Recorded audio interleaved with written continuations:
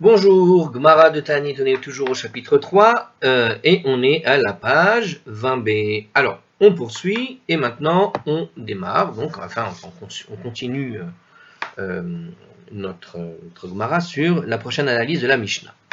Alors, donc on répète un peu un morceau de la Mishnah. Alors la Gmara nous rappelle ce morceau. Vechi ir sheyeshbat dever o mapolet, etc. Hein, donc on venait de finir tout un passage qui parlait du roseau et des mérites, etc.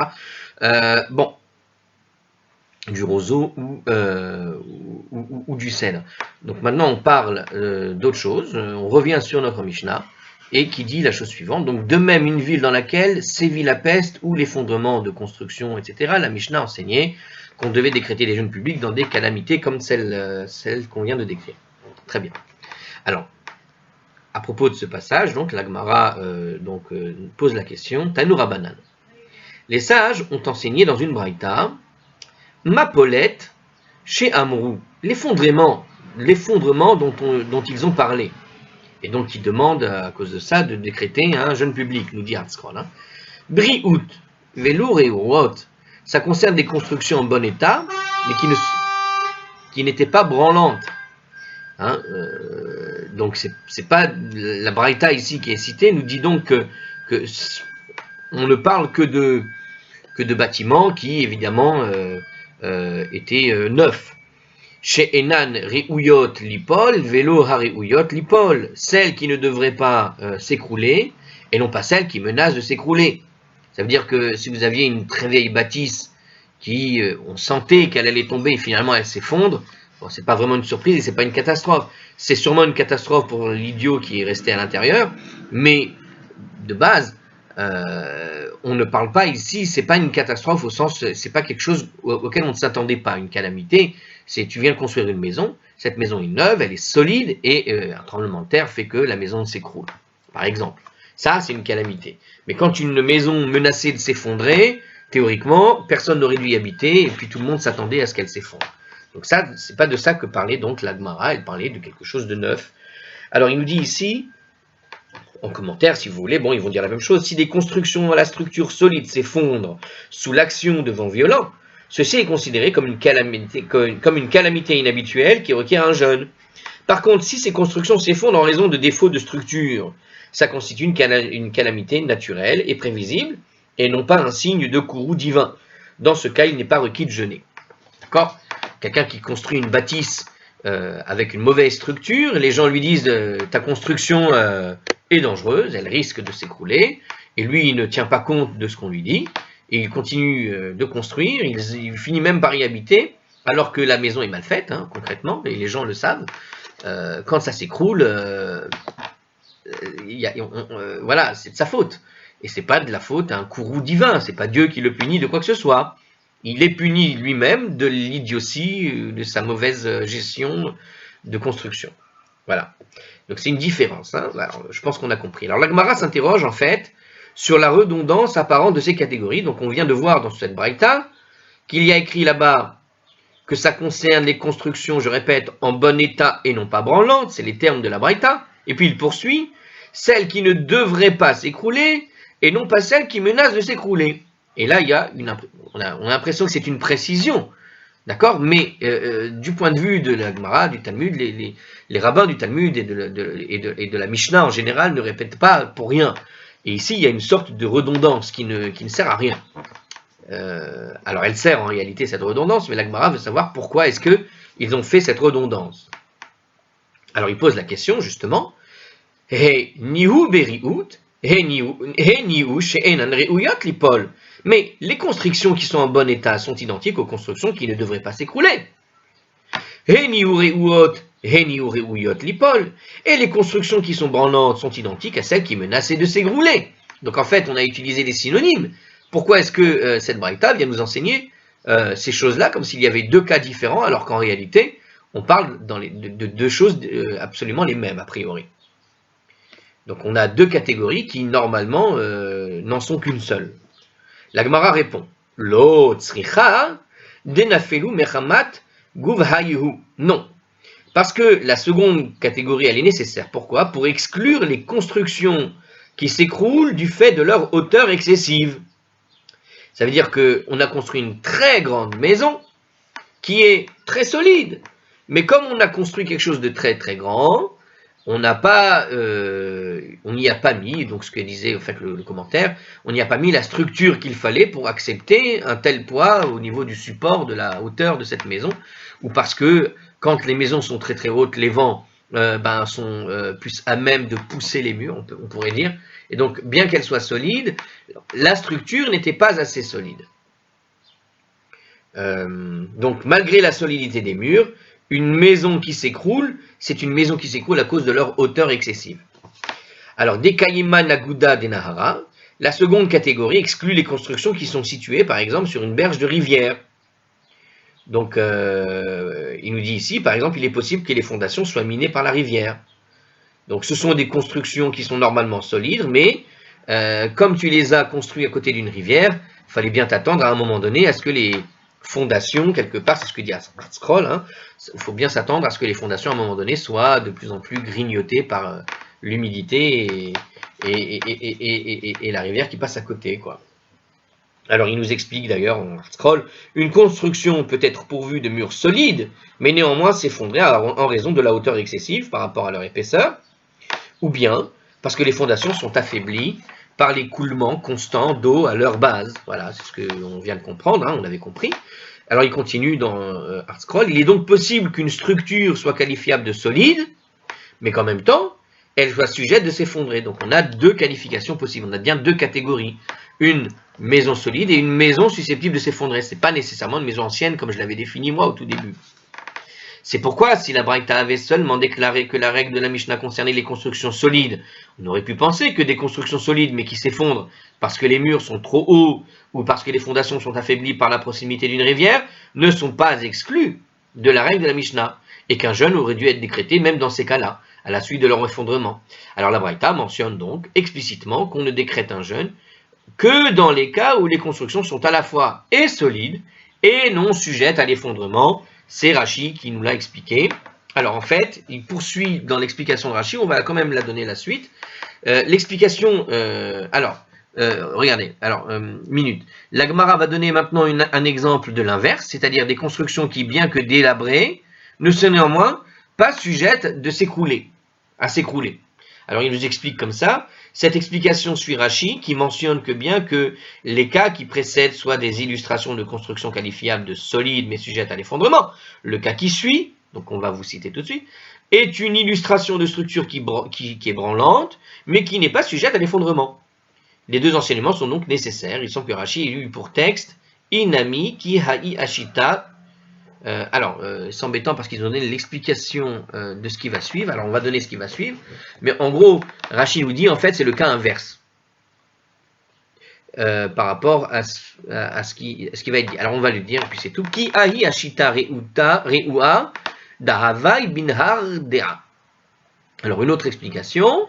Donc, par rapport à notre Braïta, donc je rappelle, hein, la Gemara a posé la question pourquoi on a donné deux catégories. Alors, c'est vrai qu'avec les commentaires, on a bien compris la première explication de la Gemara, à savoir que dans la première explication de la Gemara, on peut avoir des constructions qui sont solides, mais qui peuvent malheureusement s'écrouler, parce qu'elles ont été mal agencées, mal construites au mauvais endroit, d'accord, comme la berge d'une rivière ou avec des murs trop hauts. Donc, elles sont sujettes à l'effondrement, et donc on a fait deux catégories. Une différence entre des catégories qui sont pas solides et une catégorie qui sont sujettes à l'effondrement. Ce sont deux choses différentes. Alors, Ki aï ashita, donc maintenant il nous parle de ça. Une autre explication, c'est celle-là, donc. Ki aï ashita re'uad avad bin ara, comme dans le cas des murs branlants de Nehardea. Donc il parle d'un endroit qui s'appelle Nehardea. Et là-bas, c'est le cas de ce mur branlant de Nehardea. Il y a un mur là-bas qui était branlant. Delo Rava Khalif Rav Shemuel Tuta, sous lequel, à proximité de ce mur, Rav et Shmuel ne passaient pas. Parce qu'on avait toujours peur que peut-être un de ces jours il va tomber. Af al-Gav Dekayema Be'atra Telesar Shenin, en dépit du fait que le mur était resté en place dans cet état durant 13 ans. Donc tu avais un mur branlant, donc c'est l'exemple typique des maisons bien délabrées, qui ne s'écroule pas tout de suite, mais tu sens qu'elle va s'écrouler, mais elles peuvent s'écrouler à tout moment, mais tout moment c'est quand? Voilà, ça fait 13 ans qu'il durait ce mur. Puisque le mur branlant était resté debout durant 13 ans, il ne pouvait pas être considéré comme un mur étant sur le point de s'effondrer. Néanmoins, c'était tout de même un mur branlant, ce qui explique pourquoi Rav et Shmuel évitaient l'endroit à chaque fois qu'ils devaient passer à proximité, nous dit Rashi. Donc, c'est clair que là, on a une maison branlante qui n'a pas de raison de tomber, puisque ça fait déjà 13 ans qu'elle n'est pas tombée, d'accord? Seulement, comme on dit, hein, c'est le jour où ça tombe, et t'as pas envie d'être en dessous. Donc on évitait, les Rav et Shmuel et Rav évitaient de passer dessous. Hein. Alors, Yom Achad, un jour, Ikela Rav Ada bar Ahava le Atam. Rav Ada bar Ahava passa par là. Amar le Shmuel les Rav. Alors qu'il marchait, Shmuel a dit à Rav, Nitemar Nakif, allons maître, et contournons le mur comme à l'accoutumée, pour ne pas passer par là-bas, qui était dangereux. Amarle et Rav a dit à Shmuel, Lotzrichna ha'idna, on n'a pas à le faire aujourd'hui. De Ika Rav Ada Ahava, Bahadan, parce que Rav Ada bar Ahava est avec nous, des nafish zechouté, dont le mérite est grand, vélo, mistefina, et je ne crains donc pas que le mur s'écroule, en tout cas aujourd'hui, quand il est avec nous. Bon, alors, donc il y a un mur tremblant, on va dire qu'il y a une chance qu'il s'écroule un jour, mais le jour où celui qui n'a pas de peau, il passe par là-bas, ben, ce ne sera pas Rav Ada, parce qu'il a un grand mérite, et comme Rav Ada a un grand mérite, il n'y a pas de raison que Dieu décide qu'il tombe au moment où il va passer lui. Ouais, c'est une seconde sur 13 ans, cette seconde peut être épargnée quand c'est Rav Ada qui passe. C'est un petit peu cette idée-là, hein, l'Ashgacha pratique toujours. Et là, d'un point de vue de l'Ashgacha pratique, il n'y a pas de raison que ça tombe sur Rav Ada, quoi. Alors, la Gemara relate un autre épisode à propos de la protection. Du coup, comme on a... Bah voilà, regardez ça, cette histoire-là, c'est amusant. Alors justement, comme on vient justement de parler de cette histoire-là où Rav Ada a eu un grand mérite, et quelque part, Rav Ada, c'est pas sur lui que va tomber les malheurs, parce qu'il a un grand mérite. Donc quand il y a des choses branlantes comme ça, où tu risques, ou quelque chose, c'est pas qu'il y a ici, faites la distinction ici avec le côté Somrim Malanes, hein, il compte pas sur un miracle, c'est juste que on voit bien que le mur ne va pas tomber tout de suite, mais évidemment, par précaution, normalement tu passes pas dessous. Maintenant, de la même manière que par précaution tu passes pas dessous, mais de toute façon, on va dire, il y a tout de même une notion de miracle. Même si tu ne comptes pas sur le miracle, tu sais que ce type de choses-là, si elle doit tomber, c'est soit sur des réchaïm ou des gens pas assez méritants. Mais quand il y a quelqu'un de méritant, il n'y a pas de raison que c'est sur lui que ça tombe, quoi. Voilà, c'est ça ce que veut dire le texte. Il n'y a pas de raison que c'est sur lui que ça tombe. Puisqu'il n'y a pas de raison que c'est sur lui que ça tombe, tu peux le rentrer dans le calcul et te dire, bon ben là, il n'y a pas besoin de prendre de précautions parce que comme il est avec nous, il ne va pas tomber aujourd'hui. Bon. Encore une fois, c'est un passage sur 13 ans, hein. Alors la Gemara relate un autre épisode justement avec Rav Ada bar Ahava à propos de l'effondrement d'une construction branlante, c'est-à-dire qu'il y a eu une autre histoire où il est impliqué dedans, où on disait voilà avec lui il n'y a pas de souci. Alors justement il nous raconte cette histoire-là. Rav Huna avait, alors attendez, Hava, pardon. Alors Rav Huna Havale Hahu Chamra Behahu Beta Reiya. Rav Huna possédait du vin qui était situé dans une maison branlante. Oubaé les fanouillait, et il désirait le sortir de là avant que la maison s'écroule. Donc voilà une maison, une bicoque bien vieille, et on ne sait pas pourquoi, bon, pour des raisons qui sont les siennes, la maison risquait de s'écrouler un de ces jours, et il avait là-bas entreposé le vin. Évidemment, on peut imaginer très bien que le vin, c'est quelque chose qui se garde longtemps, justement, pour qu'il mûrisse, etc. Bon, donc on imagine très bien que le vin avait commencé dans une maison qui n'était pas complètement branlante, et que pour X raisons, elle est devenue branlante, en vieillissant ou je ne sais quoi. Alors, voilà que maintenant qu'il a envie de sortir le vin qui était là-bas, il a bien mûri, mais comment sortir toutes ces tonneaux ou je ne sais quoi qui se trouvaient là-bas de vin dans cette maison qui risquait de s'écrouler. Justement, il voulait probablement sauver sa marchandise. Et les Rav Ada bar Ahava le Atam. Alors qu'est-ce qu'il a fait, Rav Huna? Il amena Rav Ada bar Ahava là-bas dans la maison. Mashre, Bishmarta ad Defanier, et il l'engagea dans une discussion de Torah jusqu'à ce qu'il ait ôté le vin. Donc il l'a amené là-bas par son mérite, et en plus, ils allaient parler de Torah là-bas, dans cette maison branlante. Donc il l'a amené là-bas comme une protection, en quelque sorte, que tant qu'il est là, a priori, en plus il va parler de Torah, donc ça fait une protection supplémentaire dans la maison. Batar Denafak, après que Rav Ada fut sorti, donc pendant ce temps-là, lui, Rav Huna a réussi à enlever tout le vin de cette maison, et voilà que dès que Rav Ada est sorti, Nafal Beta, la maison s'est écroulée. Argish Rav Ada bar Ahava. Rav Ada bar Ahava a réalisé pourquoi Rav Huna l'avait amené. Alors il ne savait pas que c'était pour ça, hein. Donc il l'a fait parler, et pendant qu'il le faisait parler de Torah, lui il sortait le vin. Et donc il l'a amené dans un endroit très dangereux en fait. Alors Rav Ada, lui c'est pas le genre à prendre des risques non plus, hein, attention. Mais regardez ce qu'il lui a fait. Quand il a vu qu'il lui a fait ce coup-là, comment tu m'as amené dans une maison dangereuse et tu as voulu profiter de mes mérites pour que la maison ne s'écroule pas tant que tu puisses enlever le vin. Alors, justement, donc il a réalisé pourquoi Rav Huna lui avait fait ça. Ikpad, il fut offensé que son mérite soit utilisé de cette façon, nous dit le texte de Hartzroll avec la Braïta, avec la Gemara. Savar là, qui a des Amar Rabbi Yanaï, il pensait conformément à ce que Rabbi Yanaï a dit, Le'olam al yaramod adam bim comme sakana veyomar osin lines. Alors justement, c'est ce que je disais tout à l'heure, on ne fait pas, c'est marrant parce que je l'ai abordé dans celui d'avant, mais regardez ce qu'il dit ici. Rav Ada, lui, il a été offensé. Parce que justement, il a pensé à ce que vient de dire cette phrase-là, écoutez bien, un homme ne doit jamais se tenir dans un endroit dangereux et dire un miracle sera accompli pour moi. On ne doit pas compter sur le miracle, chers amis. Shema en rosin lones, car peut-être n'accomplira-t-on pas de miracle pour lui. Donc il ne faut jamais penser, imaginer qu'il faut aller dans un endroit en se disant mais moi j'ai un grand mérite, on me sauvera, Dieu va me sauver par mon mérite. Il va me faire un miracle pour moi. Donc Rav Ada fut offensé parce que il s'est servi de lui, il l'a amené dans un endroit dangereux exprès en se disant Dieu va faire un miracle. Il ne faut jamais faire ça. Donc il pensait comme ce que dit, c'est une parole de Rabbi Yanaï qui nous a appris ce principe. Car peut-être, donc nous dit-il, n'accomplira-t-on pas de miracle pour lui malgré tous ses mérites. Mais im tinse lomar aussi l'onès. Et quand bien même si tu veux dire qu'on va accomplir un miracle pour lui, menakin lo mizroyotav, ceci sera déduit de ses mérites. Ça veut dire que Dieu va utiliser tes propres mérites qui étaient censés être une réserve pour le monde futur. Demain, quand tu vas aller au paradis, là-bas, tu vas te servir de tes mérites et il va se servir de ses mérites pour te donner un miracle.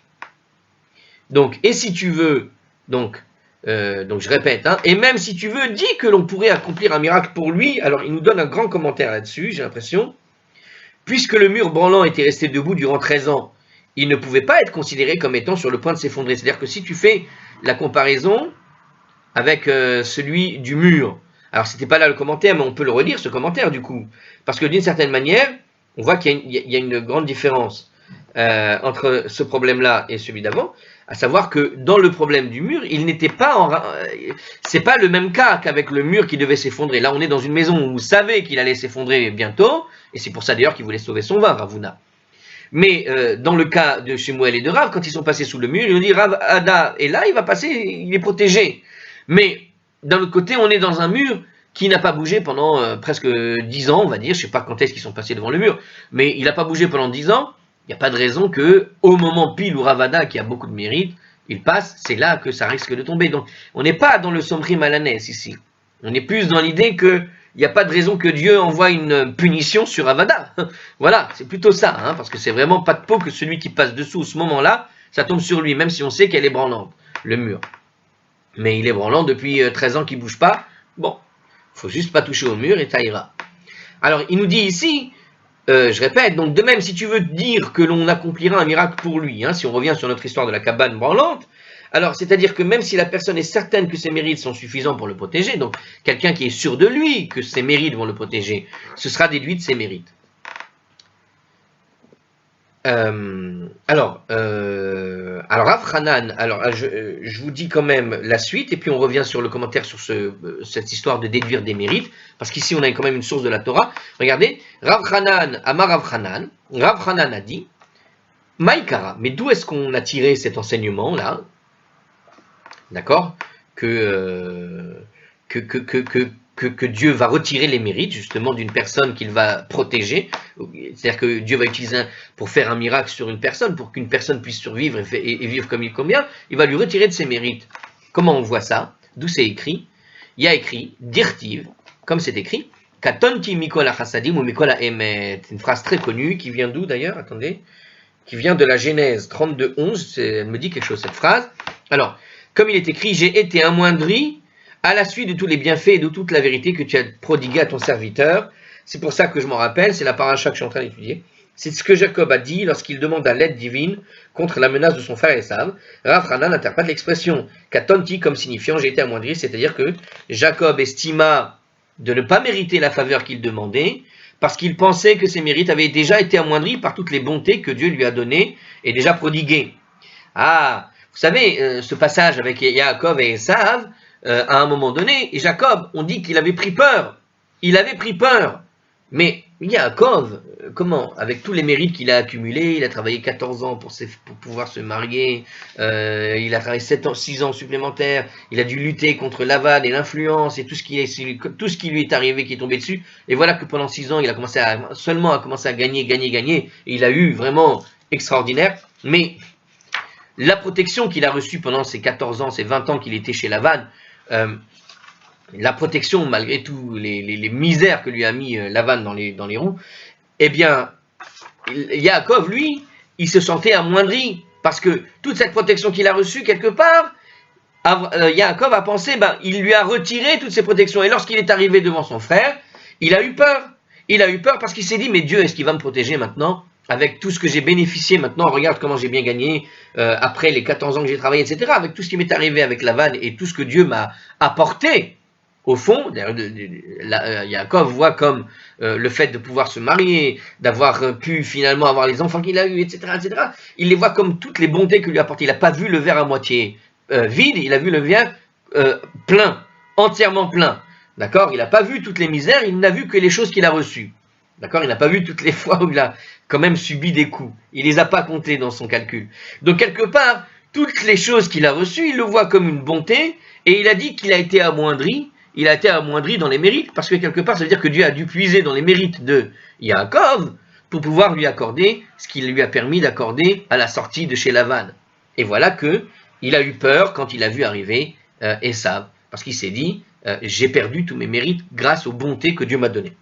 Alors ça illustre, en tout cas, le passage, quand il dit ça, quand il dit « Katonti mikol achasadim ou mikol emet », d'une certaine manière, c'est une façon de nous apprendre à nous que ça illustre le principe selon lequel la bonté exceptionnelle que Dieu va témoigner à quelqu'un est quelque part susceptible d'épuiser ses mérites. Une protection miraculeuse, ça retire du mérite.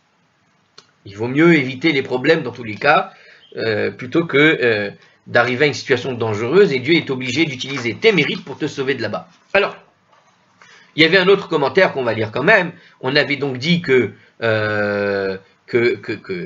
Rabbi Yanaï nous avait enseigné que celui qui dira on va accomplir un miracle pour lui sera déduit de ses mérites, comme on avait dit. Donc je fais juste une pause rapidement et je lis le commentaire sur ce point. Alors commentaire, je prends mon temps parce que c'est un immense commentaire et c'est probablement un commentaire très important. Regardez ce que va nous raconter le commentaire d'Artzroll là-dessus. Et c'est un gros commentaire qui récupère un peu à droite, à gauche. Pourquoi? Parce qu'on est dans une notion très importante. En somri malanes. C'est un sujet dont on parle souvent. Il faut faire très attention aux gens qui ont tendance à croire que on peut compter sur le miracle. Je me jette par la fenêtre, je suis un grand rabbin, tu vas t'aplatir au sol comme n'importe qui. Il n'y a pas de sauvetage en vue. Il y a des cultures où les gens ont l'impression que parce que tu te considères ou même si tu étais vraiment parfait, alors Dieu va te sauver. Non, c'est pas vrai. Quand tu es parfait, Dieu ne te sauvera pas si tu te mets en danger volontairement. Ça n'existe pas.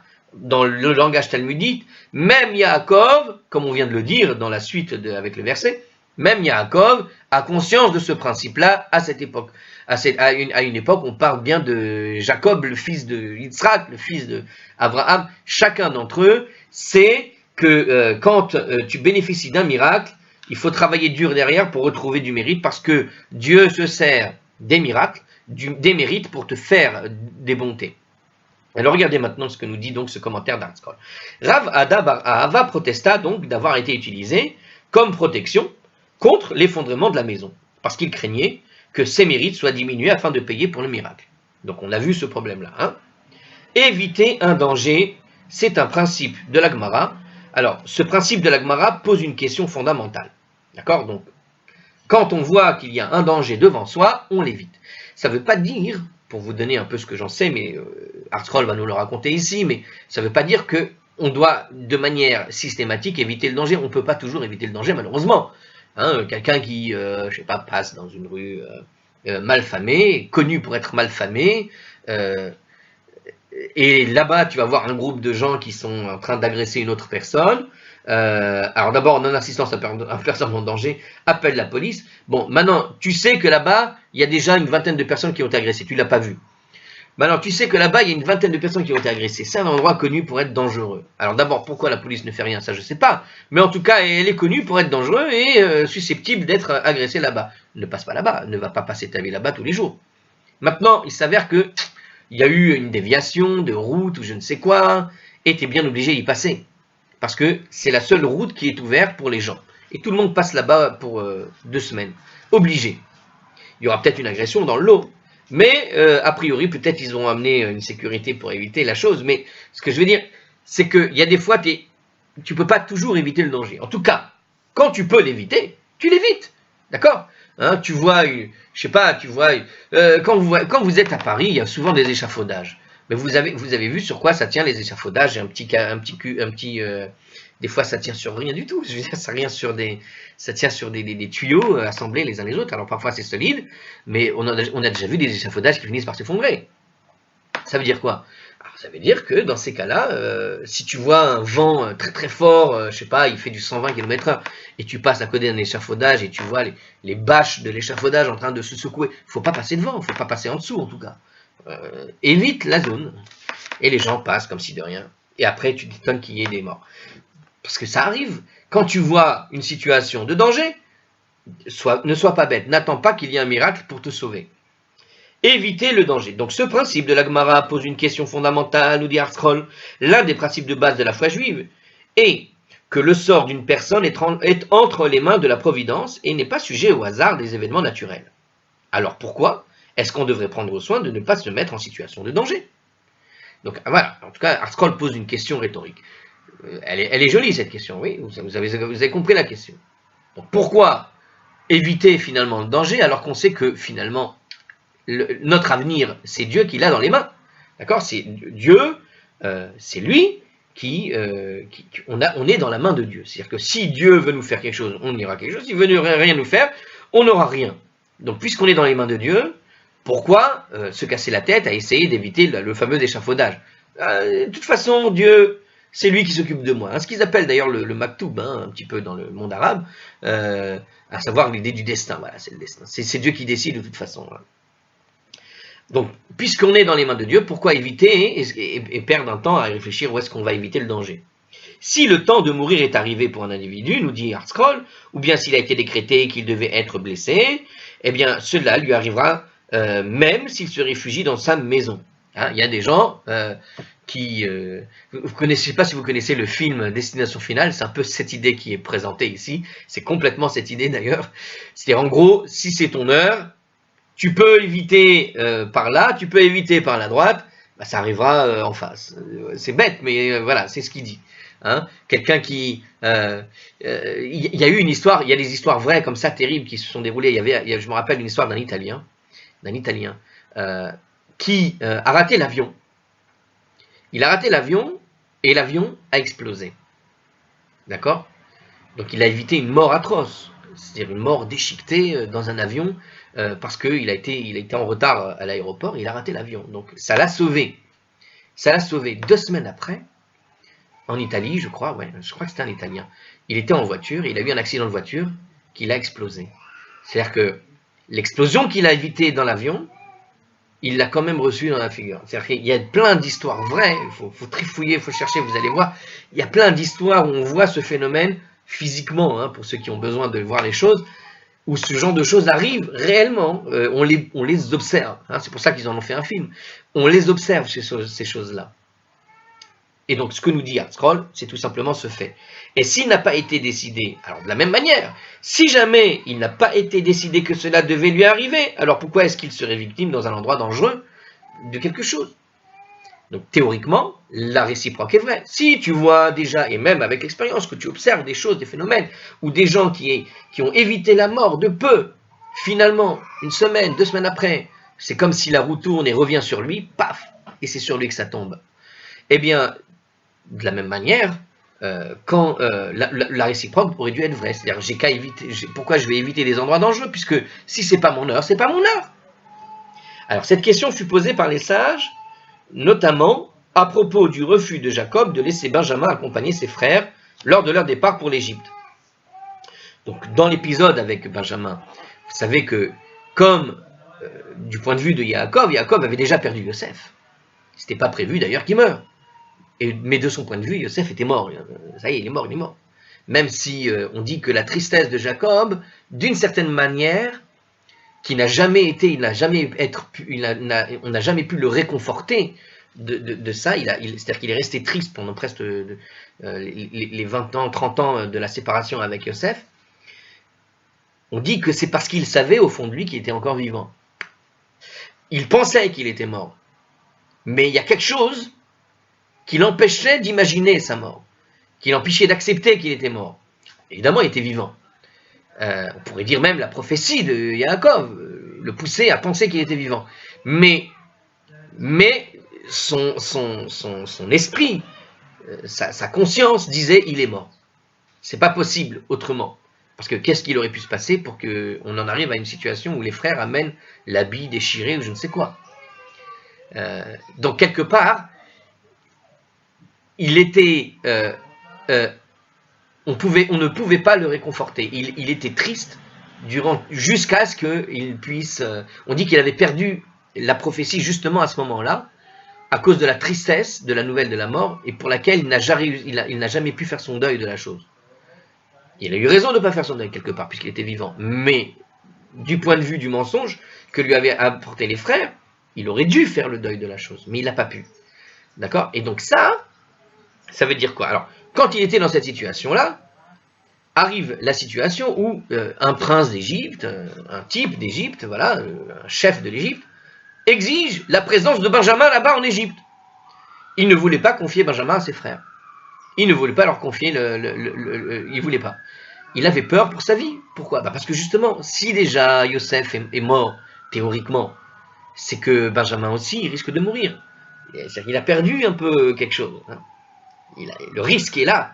C'est-à-dire que quand bien même Benjamin est injuste et qu'il doit être protégé par la justesse de Yaakov, on voit bien qu'il y a un risque, puisque quelque part dans l'esprit de Yaakov, déjà c'est arrivé à Yosef des misères, et même peut-être la mort probablement, puisqu'il était en deuil, qui ne s'arrêtait pas.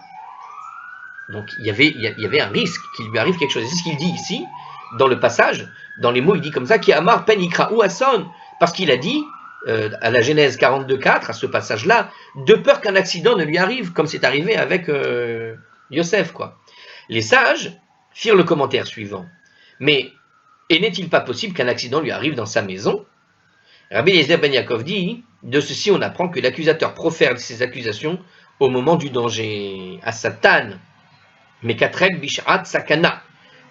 L'accusateur, le Satan, profère les accusations au moment du danger. Ça veut dire quoi? Ça veut dire qu'en fait, c'est vrai que peut-être tu peux être protégé, mais le Satan, s'il trouve une faille dans ton comportement, dans ta vie, s'il trouve une faute qui traîne quelque part, quand est-ce qu'il va venir titiller Dieu pour dire celui-là, il pourrait mériter de mourir, à un moment donné où il y a un danger.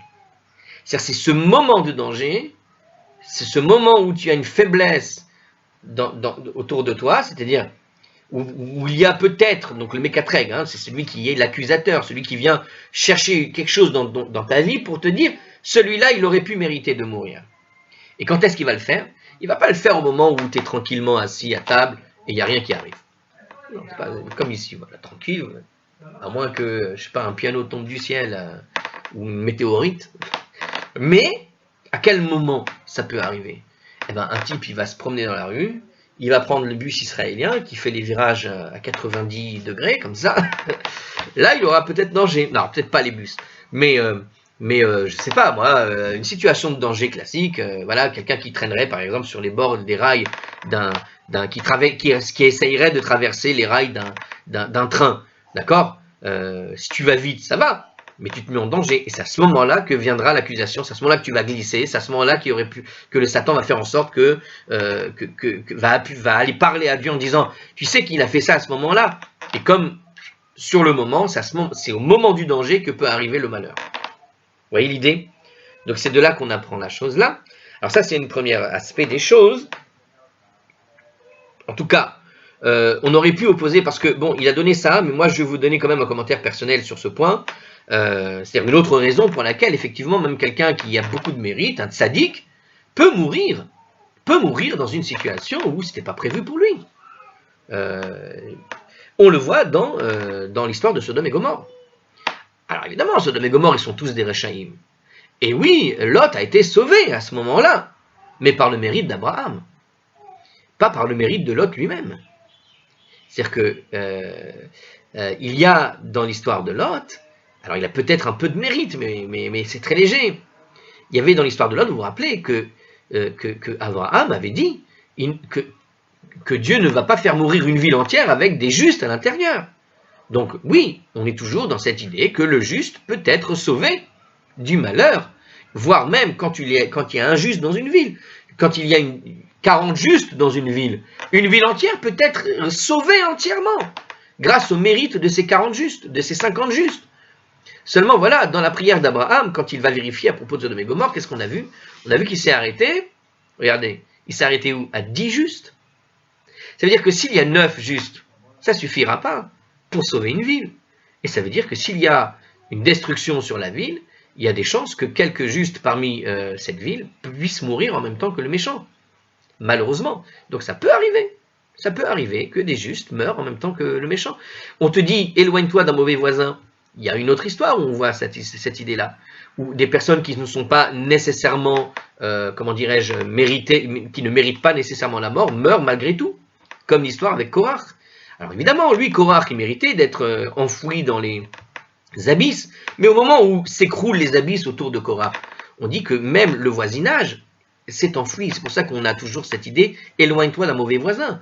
Éloigne-toi du mauvais voisin, parce que le mauvais voisin va apporter un malheur sur lui, mais ce malheur qui va arriver sur lui, si tu n'es pas assez méritant, tu risques toi aussi d'être pris dans la spirale de la calamité qui va le toucher lui. Imaginons que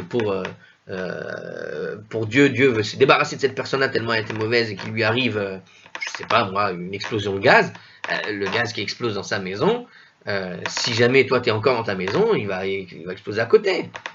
Ce genre de choses-là. Donc voilà, bon, je trouvais qu'il y avait d'autres arguments. En tout cas, dans ce qu'on voit avec l'histoire de Jacob, quand il y a une situation de danger, on voit que c'est à ce moment-là qu'une personne à qui il manquerait quelques petits mérites ou quoi, ou le moindre petit détail de faute, c'est à ce moment-là que l'accusateur peut appuyer, et donc c'était même pour Benjamin, qui n'a rien à se reprocher, même pour Benjamin, il avait un risque. Alors, une idée similaire est exprimée par la Gemara, on va voir une autre idée, donc dans cette idée-là, dans l'idée que l'accusateur, je crois que c'est sur l'accusation, voilà, sur l'accusation, alors on va voir quand même, voilà, on va voir ce qu'on nous dit, une idée similaire sur ce qu'on vient de raconter, hein, est exprimée par la Gemara, là-bas, à la page Shabbat 32a, la page 32a du traité de Shabbat, à propos de ce qu'a enseigné une Mishnah à la page 31b. Il y a écrit dans la Mishnah à la page 31b, là-bas, de la Gemara de Shabbat, pour 3 fautes, les femmes décèdent en donnant naissance. 3 fautes, les femmes décèdent en donnant naissance. La Gemara se demande pourquoi celle-ci devrait mourir au moment précis de l'accouchement. Elle répond que le fait qu'une femme soit en danger lorsqu'elle donne naissance entraîne qu'elle a alors à rendre des comptes de ses fautes. Ça veut dire qu'en fait, donc c'est toujours cette idée que dans une situation de danger, c'est là que l'accusateur appuie sur l'accusation d'une personne, et donc c'est dans ce moment de danger qu'il y a le plus grand risque pour la santé et pour la vie. Vous comprenez? Et là, pour le cas, une femme qui accouche, elle est toujours en réalité en danger, ça c'est la leçon du jour, elle est toujours en danger, une femme qui accouche. Et c'est à ce moment-là que s'il y a quelque chose qui traîne dans un passé, le Satan va venir, toute gentille la petite dame, mais malgré tout, s'il y a eu quelque chose de pas correct dans sa vie, c'est à ce moment-là que l'accusation va venir, pointer le doigt sur cette femme-là. Et c'est pour ça qu'il te dit ça, que pour 3 fautes, les femmes accouchent en donnant naissance. Alors la même idée s'applique à l'homme en d'autres circonstances, ainsi que l'a indiqué la Gemara là-bas, donc il y a d'autres circonstances, mais on voit justement que c'est toujours dans une situation de danger que arrive ce moment où Dieu va rappeler, enfin où le Satan va rappeler à Dieu les fautes que celui-là il a fait dans sa vie. Et c'est ce moment-là où il y a un danger. Comme l'explique Rashi, cela signifie en fait qu'en situation ordinaire, les mérites acquis par ses bonnes actions suffisent peut-être à lui éviter d'être puni pour ses fautes.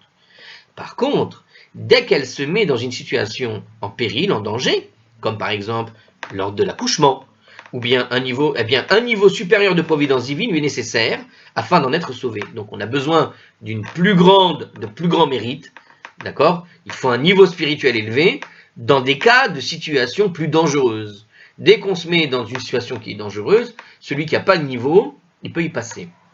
Ceci entraîne un nouvel examen de ses actions afin de décider si le niveau supérieur de protection requis est mérité, nous dit donc Rashi, ces fautes sont rappelées et elle est mise en accusation pour celle-ci. Donc, si tu as d'anciennes fautes, mais que entre-temps, tu as gagné des mérites, mais que tu n'as pas plus de mérites que tu n'as pas renouvelé, on pourrait dire, ton contrat avec Dieu, dans une certaine mesure, où tu vas accumuler encore plus de mérites qu'avant, un grand changement, au moment le plus dangereux, c'est là qu'il y a un risque. Parce que tu vas manquer ce niveau supérieur. Tu n'as pas atteint ce niveau supérieur. Il faut élever pour pouvoir éviter dans une situation dangereuse quelque chose de pire. Alors on continue. Le Ran, dans ses drachot, là-bas, la dracha 4, la page 55 de l'édition Feldman, il nous donne même ici, bon, c'est l'édition ArtScroll, il vous donne des conseils, développe ainsi ce sujet. Dieu a créé des situations et des états qui constituent un danger naturel pour la santé et la survie d'une personne. Donc, voilà, ça fait partie de la vie d'être dans des situations dangereuses. Ce danger est important, car c'est la volonté de Dieu que de telles situations aient le pouvoir ou pas de faire du tort à la personne, et cela indépendamment des décrets qui ont pu être émis par ailleurs contre elle. Donc, la situation dangereuse arrive de façon normale. Ça fait partie de la vie. La situation dangereuse fait partie de la vie, mais parce que c'est indépendant des décrets. C'est-à-dire que vous avez les mauvais décrets. Les mauvais décrets, quand ça arrive, ça arrive. Mais il y a des situations où tu vas te retrouver en danger et qui font partie de la vie exprès pour que tu fasses des examens de conscience un peu plus fréquentes. Donc, sans la protection spéciale de Dieu, il est possible que la personne peut subir alors la mort du coup. Donc voilà, ça c'est des explications, vous savez, tout ça ce sont des explications qui viennent vous expliquer finalement comment expliquer la mort d'un tel juste. Malheureusement il y a eu des cas, voilà, je me rappelle, il y avait un cas il n'y a pas très longtemps d'un rabbin qui est décédé en faisant le mikvé. Mais il a fait le mikvé où en même temps? Il est allé dans une plage, alors c'était pas en Israël, c'était, je crois que c'était aux USA, mais dans une plage avec des vagues terribles et très dangereuses, où même les surfeurs peuvent y passer, quoi. Le type, il n'est pas surfeur, il est juste allé se tremper et revenir. Oui, mais avec des vagues comme celle-là, et avec le courant qui peut l'attraper, bah c'est ce qui s'est passé, malheureusement, et il est mort. Donc, on ne se met pas dans une situation dangereuse. Il faut toujours s'éloigner de cette idée, voilà, que se mettre en danger quand on a du mérite, on va éviter le danger. Ça ne suffit pas. Et ce que nous dit ici ce texte-là est très important, parce que quelque part, non seulement ça suffit pas, mais on va dire que Dieu fait exprès de créer des situations dangereuses pour que toi aussi t'apprennes peut-être à les éviter, à savoir où est ta place dans une certaine mesure. Alors je rajoute quelque chose, c'est pas ce qu'il a dit tout à fait, mais il y a cette idée-là, dans une certaine mesure où tu dois te rappeler où est ta place, parce que c'est pas toujours un décret contre toi, mais c'est aussi à toi d'avoir la nava et la compréhension que tu n'as pas le niveau supérieur pour pouvoir éviter des dangers majeurs. Donc quand il y a des situations dangereuses, tu ne dois pas t'y engouffrer. Alors,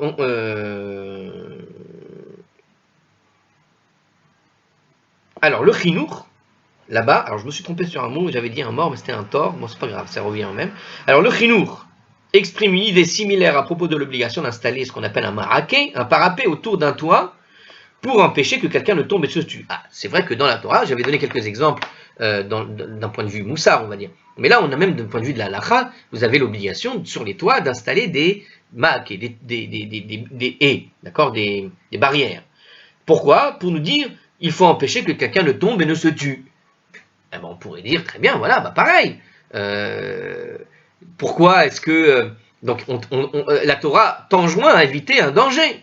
Ça veut dire quoi? Ça veut dire que s'il y a une obligation d'y mettre une barrière, ça veut dire qu'avec tous les mérites que tu possèdes, monsieur tout le monde, ou même monsieur le grand rabbin, il arrive là-bas sur un toit où il n'y a pas de barrière, s'il s'approche du bord et qu'il tombe, il tombe parce qu'il n'y a pas de barrière pour l'empêcher de tomber. Qu'il soit méritant ou pas méritant, ça ne change rien. Et c'est pour ça que la Torah te dit, tu dois mettre une protection. Vous comprenez? Il ajoute que c'est la volonté de Dieu que le monde fonctionne selon les règles de la nature et que l'homme y soit soumis ainsi qu'à ses dangers. La Torah, donc c'est toujours le Chinour, le livre, Mitzvah 546 pour ceux qui cherchent, la Torah demande donc de prendre des précautions suffisantes pour éviter les situations dangereuses. Il ajoute toutefois que certains atteignent un niveau si élevé de droiture et de proximité de Dieu qu'ils ne sont plus soumis aux lois de la nature. C'est l'histoire donc toujours du Chinour. C'est ainsi qu'Abraham ne fut pas brûlé vif lorsqu'il fut jeté par Nimrod dans une fournaise ardente et que Hanania, Michaël et Azaria, alors on avait cité cela je crois, ne furent pas non plus brûlés lorsqu'ils furent jetés au feu par Nabuchodonosor. Bon.